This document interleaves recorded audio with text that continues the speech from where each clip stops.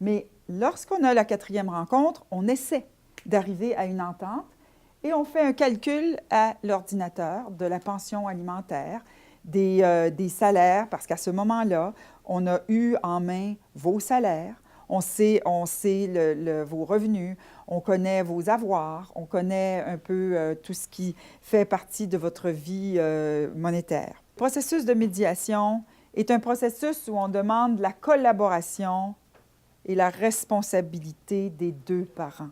Qu'est-ce que c'est la médiation?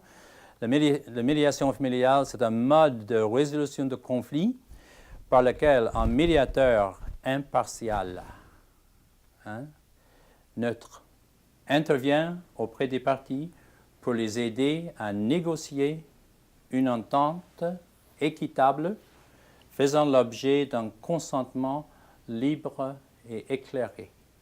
S'il n'y a pas à la base un processus qui fait que la transparence est là, le processus de médiation ne peut pas réussir.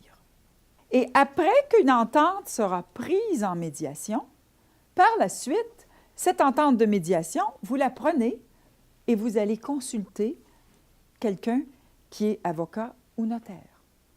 Et vous lui montrez votre entente de médiation. Et parfois, il va vous dire, elle n'est peut-être pas assez complète ici. Vous devriez mettre ça un petit peu plus clair. Ou vous avez oublié de parler des assurances pour les enfants.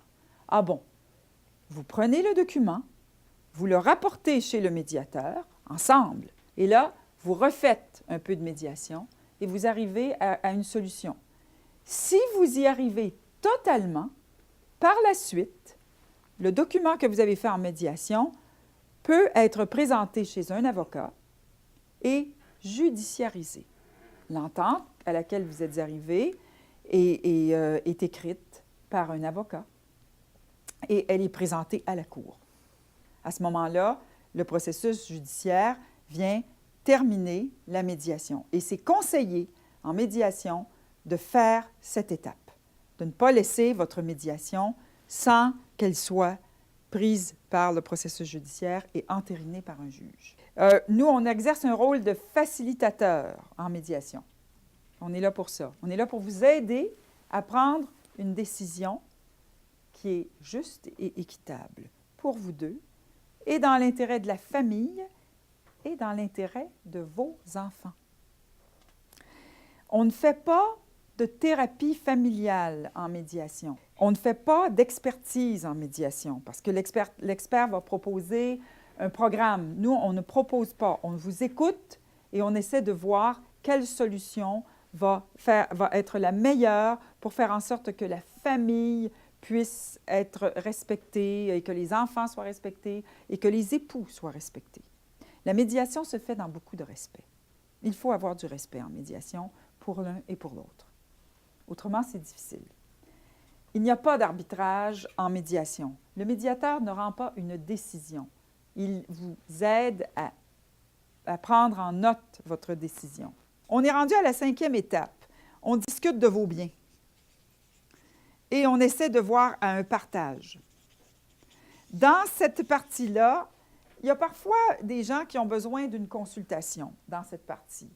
Un couple qui aurait vécu une vie où le mari aurait été en affaires et la dame se retrouverait très pauvre du partage d'un patrimoine, il pourrait y avoir des discussions à l'intérieur d'une médiation qui pourrait être que le partage ne se fera pas 50-50. Il y aura peut-être une somme d'argent qui sera donnée soit à l'époux ou à l'épouse. C'est possible de faire ça à l'intérieur d'une médiation. Il y aura des consultations de vous chez votre avocat pour voir comment on peut faire ce calcul. À la 6e étape, eh bien là, il faut rédiger quelque chose. Alors, on fait une rédaction ensemble et c'est là qu'un document vous est remis. Le document qui est le document qui illustre vos ententes que vous avez prises dans la médiation. C'est à peu près comme ça. Tous les médiateurs ne travaillent pas de la même façon. Ce n'est pas que c'est bon ou c'est mauvais. Mais avec ce genre de schéma-là, c'est sommaire. Mais je pense que vous avez un petit peu l'ensemble de ce qu'on discute en médiation. On essaie beaucoup en médiation de trouver les qualités de chaque parent. Notre responsabilité, en fin de compte, c'est de créer une ambiance où les gens peuvent se parler, où les gens peuvent eux-mêmes arriver à une entente. Mais créer l'ambiance, ça veut dire qu'on ne va pas accepter les insultes, on ne va pas accepter les cris, on ne va pas accepter que l'un contrôle l'autre. Et comme on a déjà dit, on n'accepte pas qu'il y ait des choses en cachette. Notre philosophie, c'est que si les parents arrivent à écarter leur animosité pour penser au bien-être des enfants, ça c'est avantageux, essentiel pour les enfants, mais c'est très bénéfique pour les parents aussi. La seule séance qui est obligatoire, c'est celle que vous faites aujourd'hui. C'est la séance d'information. The only thing that is compulsory in mediation is now the time that you're here. It's the information session. Il y a des gens qui dépassent les rencontres de médiation qui sont offertes par la province de Québec et le ministère de la Justice. Quels sont les délais à ce moment-là par le ministère? Ce n'est pas le ministère qui va décider. C'est vous qui allez établir votre propre horaire avec le médiateur. Ah, OK. Vous faites votre horaire avec le médiateur et le médiateur, par exemple, vous verra aux 2 semaines. OK. Vous verra, « oh non, je ne peux pas, j'ai besoin de ramasser des documents, je ne serai pas au pays, on peut Il retarder. » n'y a pas de problème parce que c'est long d'avoir un rendez-vous. C'est pas vraiment. Vous avez un document qui est ici, que j'ai prêté à madame, qui est un petit répertoire. Alors, passez-le-moi. C'est un petit répertoire qui vous donne le nom des médiateurs par l'Association de médiation familiale. Également, dans les différents palais de justice de la province de Québec, chaque palais de justice a la liste des médiateurs et vous pouvez également avoir réponse pour trouver des médiateurs. Patrick, tu peux dire qui fait de la médiation? Quels ordres fait de la médiation? Et, il y a plusieurs ordres de côté légal, il y a les notaires, il y a des avocats.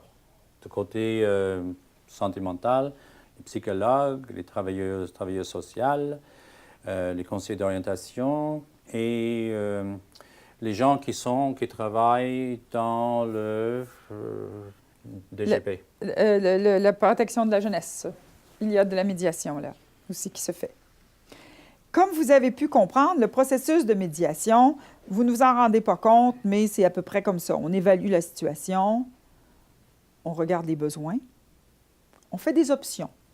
Quand on travaille en médiation, on fait à un moment donné, on fait une hypothèse.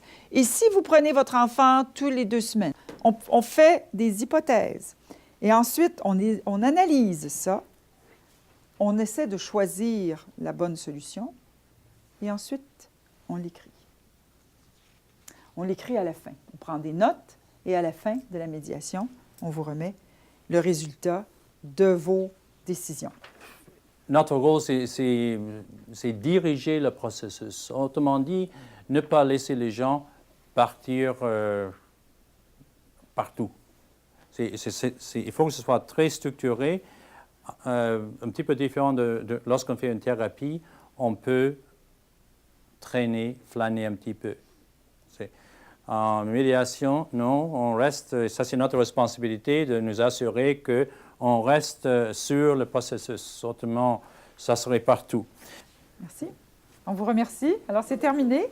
On vous remet votre document.